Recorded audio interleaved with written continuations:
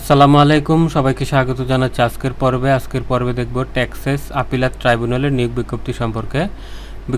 বিজ্ঞপ্তির তারিখ 28 আগস্ট 2024। তো আজকের সার্কুলার বিস্তারিত জানার জন্য সম্পূর্ণ ভিডিওটি দেখতে থাকুন। এটা একটা সংশোধিত নিয়োগ বিজ্ঞপ্তি। আগের সার্কুলার যারা আবেদন করছেন তাদের আর এখন আবেদন করতে হবে না। তো টেক্সাস আপিলাত ট্রাইব্যুনালের অধীনে রাজস্ব খাতে বিভিন্ন পদে অস্থায়ী পদে নিয়োগের জন্য বাংলাদেশের প্রকৃত নাগরিকদের নিকট থেকে শর্ত সাপেক্ষে অনলাইনে দরখাস্ত আহ্বান করা যাচ্ছে। এই লিঙ্কের মাধ্যমে আবেদন করতে হবে। সকল জেলার নারী ও পুরুষ এখানে আবেদন করতে পারবেন। আগে যারা আবেদন করছেন তাদের আর এখন আবেদন করতে হবে না। এটার আগের সার্কুলারটাই এটার সময় বাড়ানো হয়েছে। তো কীভাবে আবেদন করেন বিস্তারিত দেখতে থাকুন। এখানে 5টি ক্যাটাগরিতে নিয়োগ হবে। 1 নম্বর হচ্ছে সার্টিফিকেট কাম কম্পিউটার অপারেটর, পদ হচ্ছে 2টি, বেতন 11,000 টাকা থেকে 26,590 টাকা। এই পদের জন্য আপনাকে আবেদন করতে হলে যে কোনো বিষয়ে স্নাতক পাস হতে হবে, কম্পিউটার দক্ষতা থাকতে হবে, word processing, email, fax machine চালানোর দক্ষতা থাকতে হবে।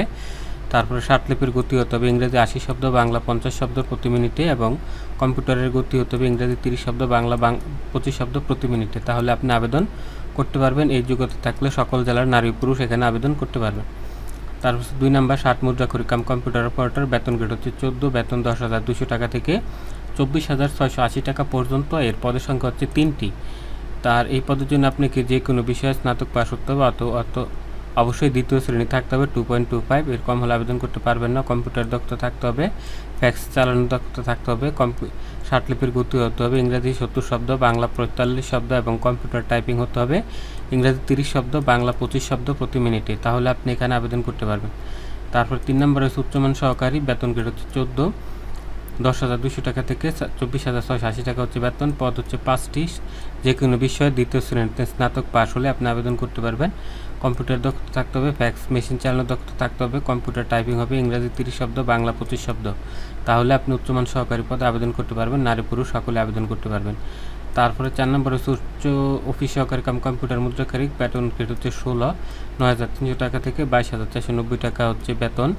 6টি পদে নিয়োগ দেবে। এখানে উচ্চ মাধ্যমিক এইচএসসি পাস হলে আপনি আবেদন করতে পারবেন। এইচএসসি ছাড়া যারা আলিম পাস আছেন বা ডিপ্লোমা ইঞ্জিনিয়ারিং আছেন তারাও এখানে আবেদন করতে পারবেন। কম্পিউটার চালানোর দক্ষতা থাকতে হবে, বাংলা ইংরেজি 20 শব্দ টাইপিং হলে প্রতি মিনিটে আপনি আবেদন করতে পারবেন। নারী পুরুষ সবাই আবেদন করতে পারবেন, সকল জেলা থেকে করতে পারবেন। আর হচ্ছে সায়েন্স আর্টস কমার্স যে কোনো গ্রুপ থেকে করতে পারবেন। তো এরকম চাকরির সার্কুলার পাওয়ার জন্য চ্যানেলটি সাবস্ক্রাইব করে রাখুন। সর্বশেষ 5 নম্বর হচ্ছে অফিস সহায়ক, পদ হচ্ছে 4টি, বেতন 8,250 টাকা থেকে 20,010 টাকা। এই পদের জন্য কোনো অভিজ্ঞতা লাগবে না। এসএসসি পাস হলে আপনি আবেদন করতে পারবেন। এসএসসি দাখিল বা ডিপ্লোমা যারা পাস করেছেন তারা এখানে আবেদন করতে পারবেন। এখানে কোনো পদেই কোনো অভিজ্ঞতা লাগবে না, শুধু আপনি কম্পিউটার চালানো থাকলেই 3টি পদে করতে পারবেন, আর এটাতে কোনো কম্পিউটার লাগবে না। তো যারা আবেদন করতে চান এখানে আবেদন করতে পারেন।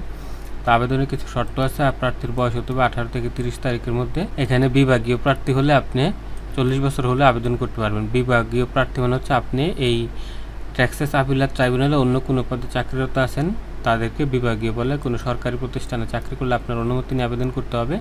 তারপর বীর মুক্তিযোদ্ধা কোটা থাকলে তার কথা উল্লেখ করতে হবে। সর্বশেষ যে কোটা নীতি 7% কোটা, ওইটা অনুসরণ করা হবে। তারপরে মৌখিক পরীক্ষার সময় এই কাগজপত্রগুলোর সত্যায়িত ফটোকপি জমা দিতে হবে এবং মূল কপি দেখাতে হবে। তো 1 নম্বর হচ্ছে প্রার্থী শিক্ষাগত যোগ্যতার সকল সনদ, অভিজ্ঞতা থাকলে অভিজ্ঞতা, চেয়ারম্যান সার্টিফিকেট, চারিত্রিক সনদপত্র এখানে একটা পেজ, চেয়ারম্যান সার্টিফিকেট দেবে ইউনিয়ন পরিষদের চেয়ারম্যান বা সিটি কর্পোরেশন মেয়র, আর চারিত্রিক সনদপত্র দেবে ম্যাজিস্ট্রেট, নির্বাহী ম্যাজিস্ট্রেট।